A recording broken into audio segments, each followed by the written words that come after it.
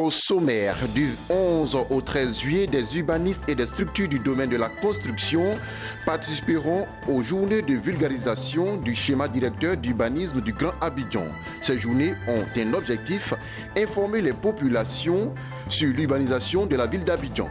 Le groupe de technologie Hightech Group oriente la jeunesse vers l'investissement en bourse. Mesdames et messieurs, bonsoir. Vous suivez le journal de Business 24 Africa, la première chaîne panafricaine d'information économique. Élaborer un plan de développement de la ville d'Abidjan à l'horizon 2030 dans une perspective du développement de cette ville, c'est le projet mis en place par le gouvernement ivoirien à travers le ministère de la Construction et de l'Urbanisme. 3 jours durant, du 11 au 13 juillet, des urbanistes des structures du domaine de la construction participeront à la journée de vulgarisation du schéma directeur d'urbanisme du Grand Abidjan en vue d'informer les populations sur ce qui est en train d'être fait concernant l'urbanisation de la ville d'Abidjan. Marie-Josée Kwasi pour le reportage. Ce n'est pas toujours qu'un tel document est officiellement présenté au grand public. La présentation ce lundi du schéma directeur d'urbanisme du Grand Abidjan a drainé du monde à l'espace Kraeu-Umoa du plateau.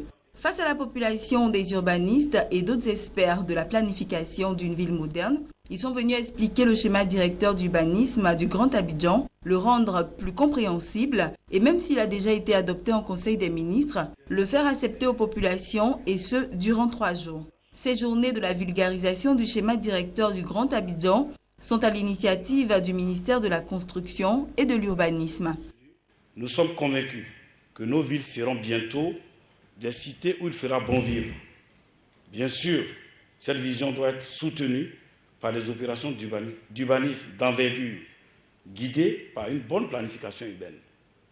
C'est pourquoi M. le Président de la République a ordonné ces études qui permettront à nos villes d'avoir des documents de planification efficaces et réalistes pour nous permettre de maîtriser le développement de celles-ci et réussir l'atteinte de l'émergence de notre pays à l'horizon 2020.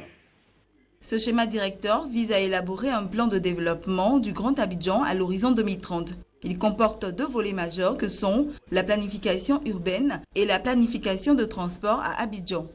À part le schéma directeur du Grand Abidjan, le public a eu droit à des propositions du schéma directeur des différents chefs-lieux de région de Côte d'Ivoire.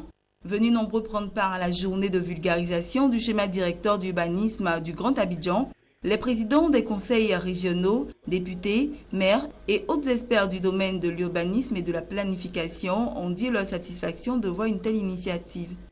Je pense que c'est une bonne chose, que chez nous, on va s'inspirer un peu de tout ce qui va sortir de cette semaine de travail pour mieux l'appliquer chez nous.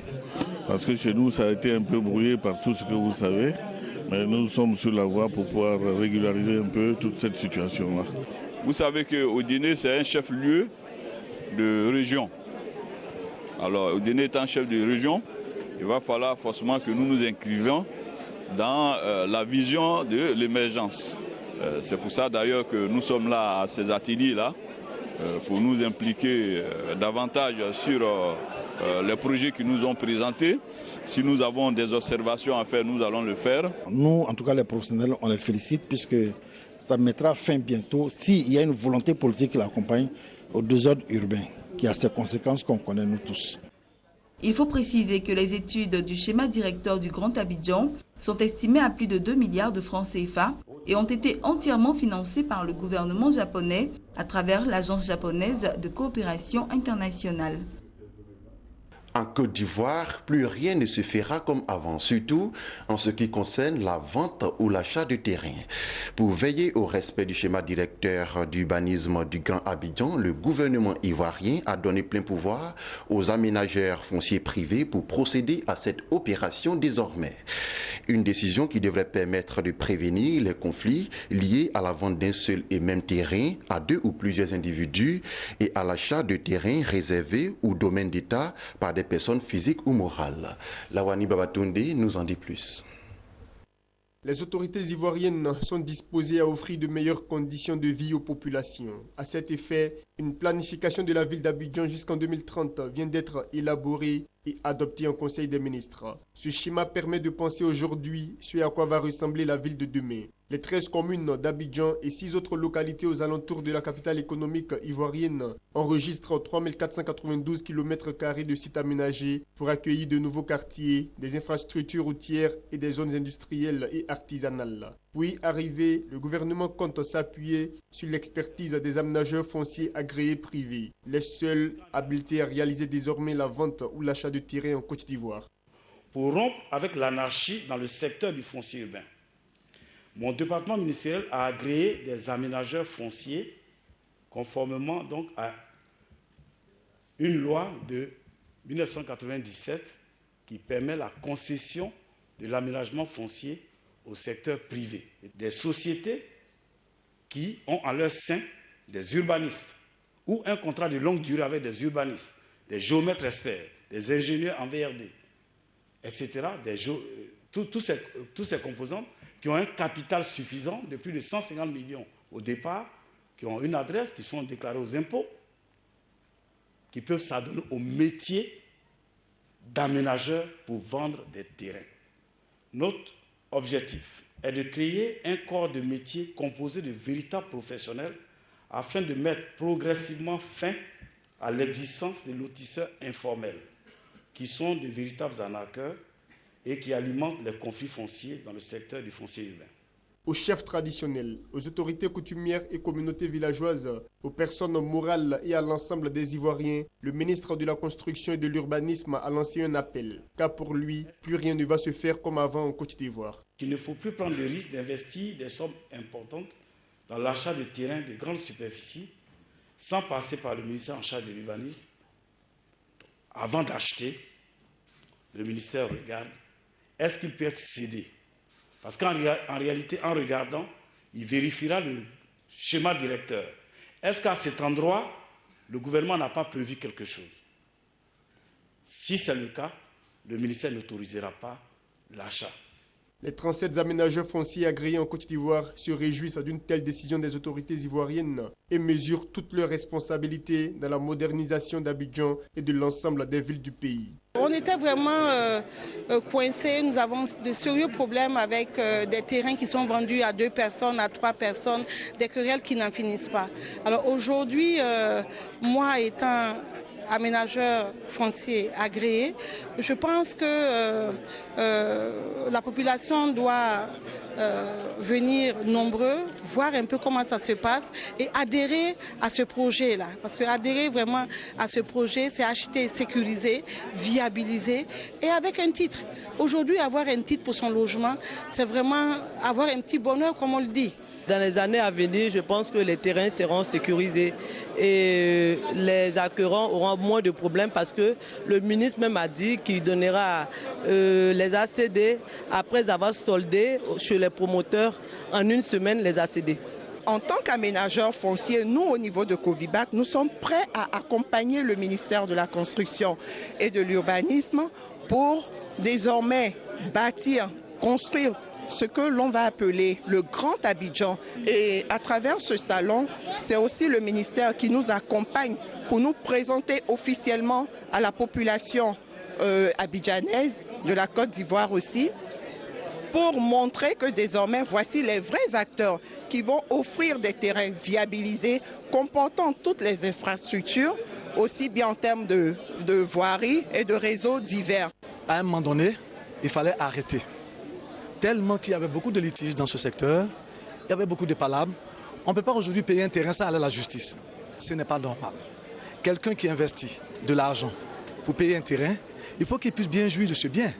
Et je crois que le ministère de la Construction, l'État de Côte d'Ivoire, à travers le ministère de la Construction, a bien pensé cette politique-là, qui consiste à sécuriser les terrains qui seront mis en vente par des professionnels, qu'on appelle les aménageurs fonciers.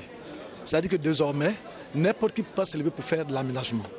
L'aménagement désormais est confié à des sociétés crédibles, capables de relever le défi qu'imposent les normes d'urbanisme en vigueur en Côte d'Ivoire et dans le monde. Comme dans bon nombre de pays africains, la Côte d'Ivoire connaît elle aussi une population sans cesse galopante. D'ici 2030, Abidjan devrait enregistrer une population estimée à 8 millions de personnes. Une nouvelle urbanisation qui offre de meilleures commodités s'impose pour améliorer les conditions de vie à Abidjan, la capitale économique ivoirienne. Parlons d'entrepreneuriat. Le groupe de technologie Hightech Group a organisé le samedi dernier sa deuxième journée de causerie débat. Objectif de cette rencontre, enraciner la culture entrepreneuriale chez les jeunes et étudiants entrepreneurs par la transmission d'informations utiles et de partage d'expériences. C'est un reportage signé Mondesi Nascimento Odifini et Guigui Nicolas. Le sujet est de plus en plus au cœur des rencontres. L'entrepreneuriat, même s'il n'est pas la panacée au problème de l'emploi des jeunes, reste aujourd'hui l'alternative inévitable. Voici le message central de cette causerie débat entre les diplômés sans emploi, les jeunes entrepreneurs et Hightech Group, un groupe de technologie engagé dans le coaching de la jeunesse. Pour les responsables de cette structure, le temps est venu pour les jeunes d'enraciner la culture entrepreneuriale et ce, par la transmission d'informations utiles et des partages d'expériences. L'un des objectifs de Hightech Group, c'est de cultiver l'esprit de créativité et d'entrepreneuriat. Le brunch, le concept est de réunir, faire venir les directeurs d'entreprise, les chefs de cabinet des étudiants, les employeurs, les chômeurs, afin de partager leur expérience sur certains domaines d'activité. Au cours de cette rencontre, Hightech Group s'est voulu pratique. Il a présenté aux jeunes une opportunité d'affaires dans laquelle ils peuvent investir, la bourse. Sur la question, des professionnels de la Bourse régionale des valeurs mobilières BRVM sont venus rassurer la jeunesse quant aux bonnes affaires que l'on peut se faire en investissant en bourse. Aujourd'hui, tous les États, nos leaders politiques, nos gouvernements, chez les voies et moyens, ont affiché clairement les désirs d'émergence. Et cette émergence ne se fera pas seulement au niveau du gouvernement, c'est l'affaire de tous. Donc nous avons jugé à notre niveau opportun de venir véritablement parler du marché financier, des marchés des capitaux et de leur apport au cours de ces séminaires, au cours de cette conférence, à nos jeunes frères qui sont pour la plupart des étudiants, des entrepreneurs, en vue véritablement de leur faire découvrir, je veux dire, de les sensibiliser sur les opportunités, les potentialités du financement du marché des capitaux.